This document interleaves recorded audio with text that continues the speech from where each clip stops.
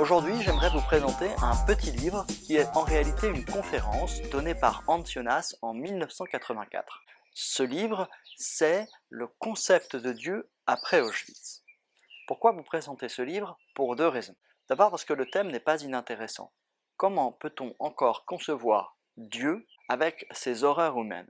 Et prendre comme point d'accroche Auschwitz n'est pas complètement anodin, parce que le peuple juif est le peuple qui pense être en alliance avec Dieu. Comment ce peuple élu, avec l'alliance divine, peut subir en même temps le crime le pire qu'ait connu l'humanité? Mais il y a un autre intérêt à ce livre. Il montre la force des idées.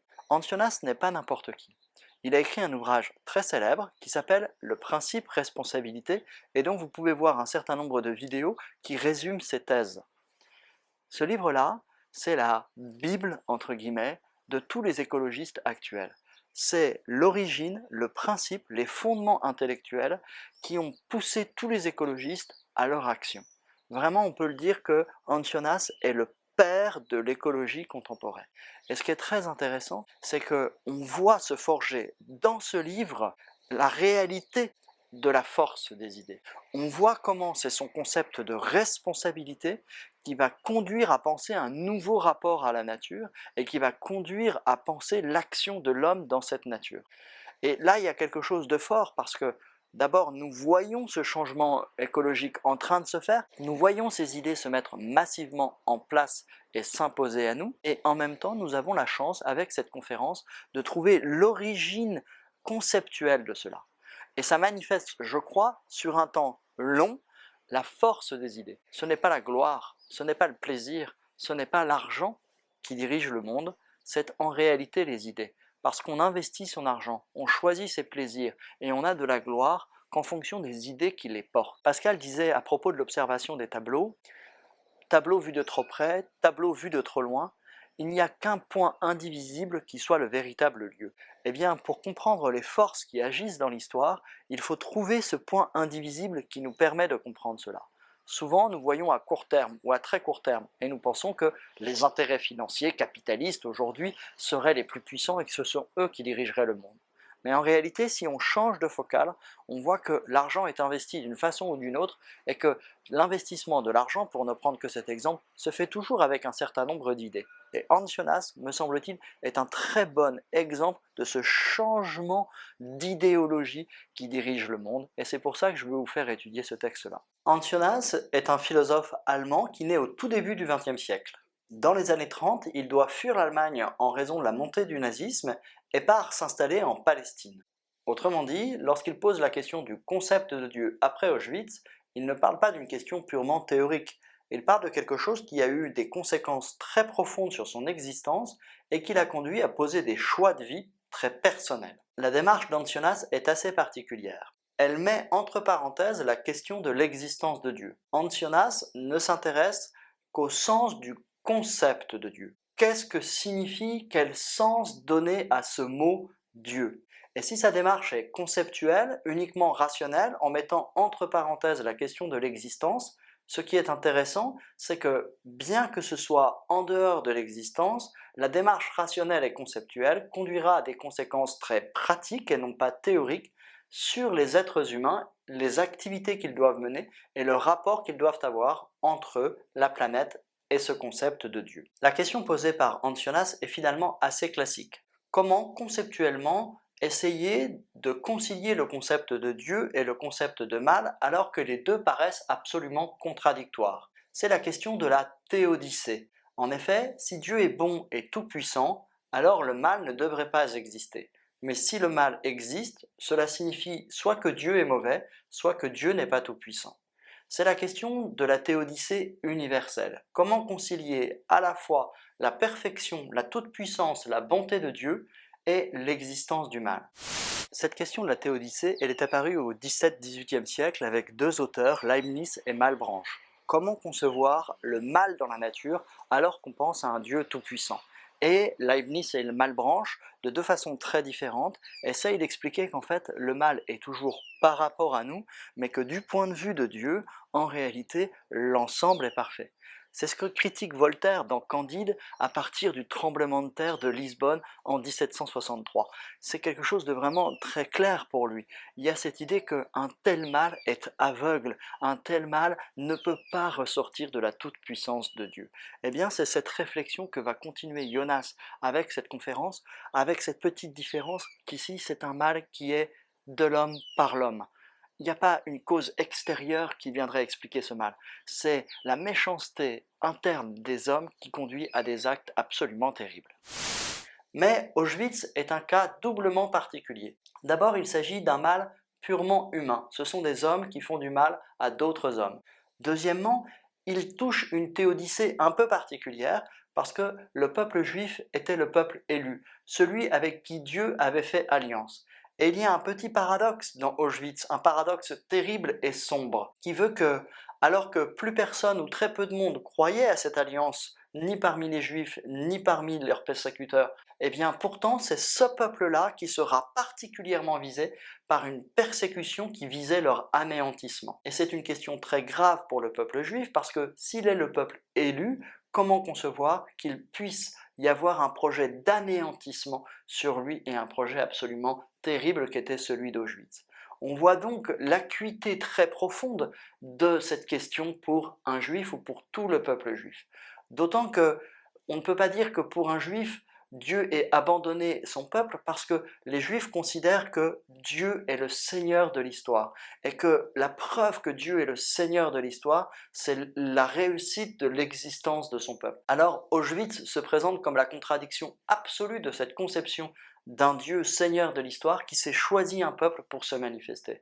Au contraire, l'anéantissement du peuple juif ne serait-elle pas l'anéantissement de cette idée même de Dieu qui aurait fait alliance? Pour affronter cette question très grave, Hans Jonas propose un nouveau mythe à la mode de Platon. Il s'agit d'un mythe de la création. Et ce mythe de la création, il le prend du point de vue de Dieu et il montre que cela implique deux caractéristiques pour Dieu.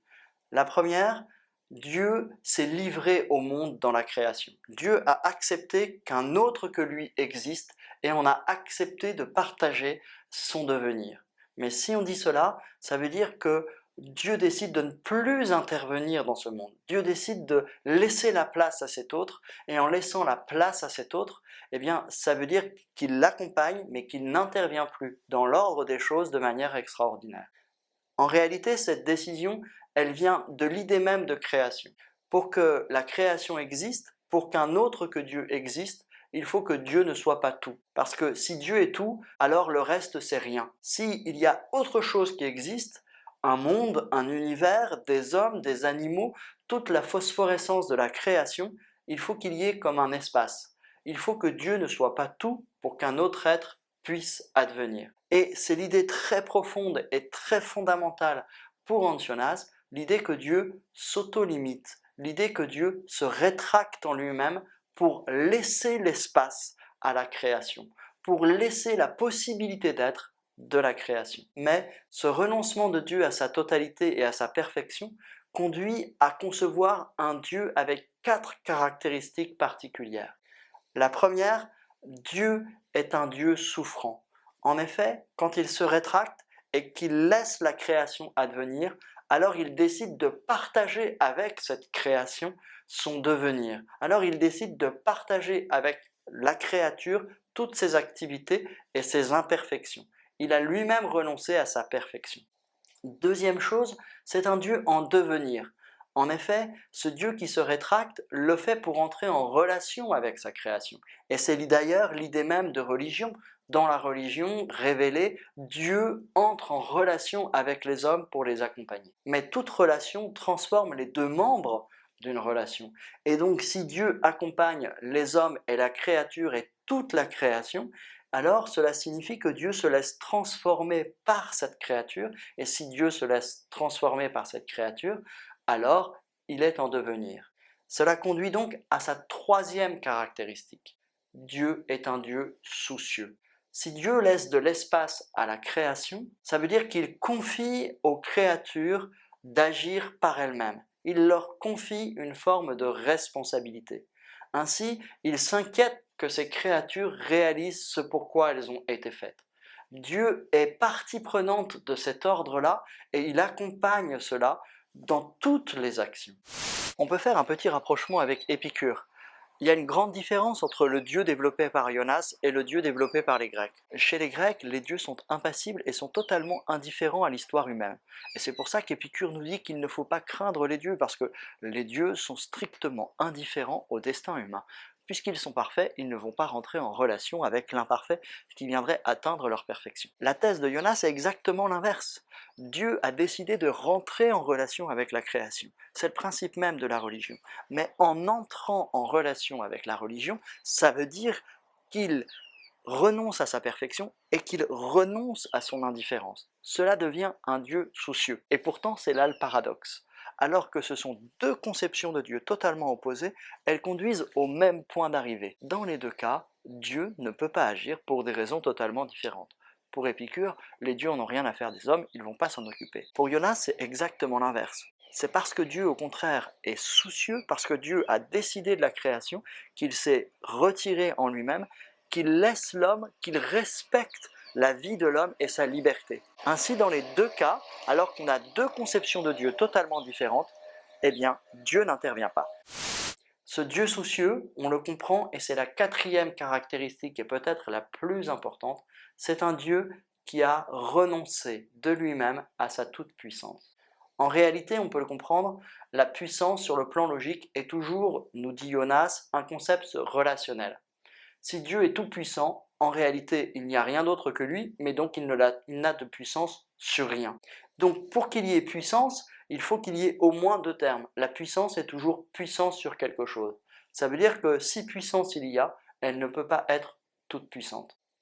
Mais il y a évidemment un argument théologique, ici théologique et à entendre dans la conception de Dieu, il y a un argument théologique beaucoup plus important. On l'a vu, penser Dieu comme tout-puissant, bon et connaissable est incompatible avec la possibilité même du mal. Or, le mal est une réalité que nous constatons et Auschwitz est un mal radical, absolu, qui est allé jusqu'à l'anéantissement ou au moins jusqu'au projet d'anéantissement de ce peuple témoin de la divinité. Il faut donc au moins renoncer à l'une des trois caractéristiques de la divinité. Impossible de renoncer à la bonté de Dieu, parce qu'un Dieu qui n'est pas bon n'est plus un Dieu, c'est un diable. Impossible pour un juif de renoncer à l'inconnaissabilité de Dieu. Au contraire, pour le peuple juif, Dieu s'est révélé, Dieu s'est fait connaître. Alors la seule caractéristique sur laquelle on peut discuter, c'est la toute-puissance.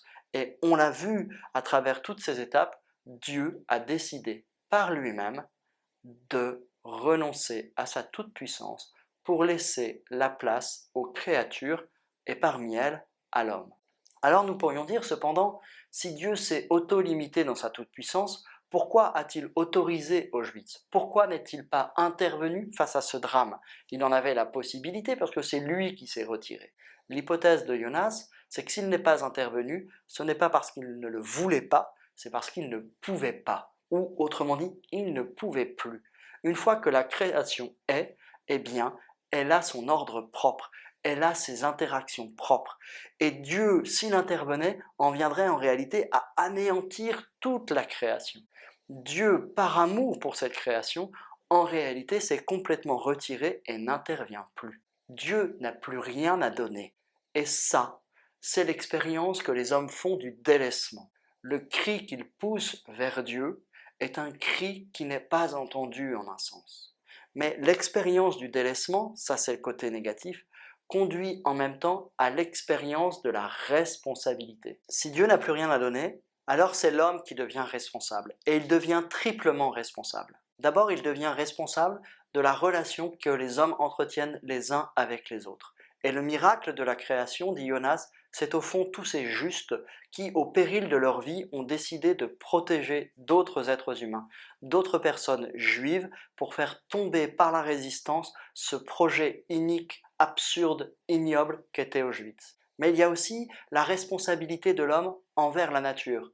La nature n'est pas un système qui sera toujours sauvé par Dieu. Si Dieu ne peut plus agir, il n'appartient plus qu'à l'homme de faire tenir ce système. Ce poids, cette responsabilité pose l'homme comme étant celui qui peut encore agir. Et enfin, responsabilité des responsabilités, l'homme est responsable du nom de Dieu. L'homme est responsable de l'image de Dieu. Autrement dit, Dieu a confié aux hommes les clés. Et c'est à lui de faire en sorte que cette création fonctionne et qu'au fond, si la création fonctionne, alors c'est l'image de Dieu elle-même qui sera redorée. Et tous les maux que la terre subit à cause des hommes, c'est une insulte faite au nom de Dieu. Le croyant, c'est celui qui, parce qu'il veut rendre gloire à Dieu, veillera de sa propre responsabilité à montrer que cette création est belle, à montrer que ses actions conduisent à manifester ce qu'il y a de bon, ce qu'il y a de beau, ce qu'il y a de vrai dans cette création.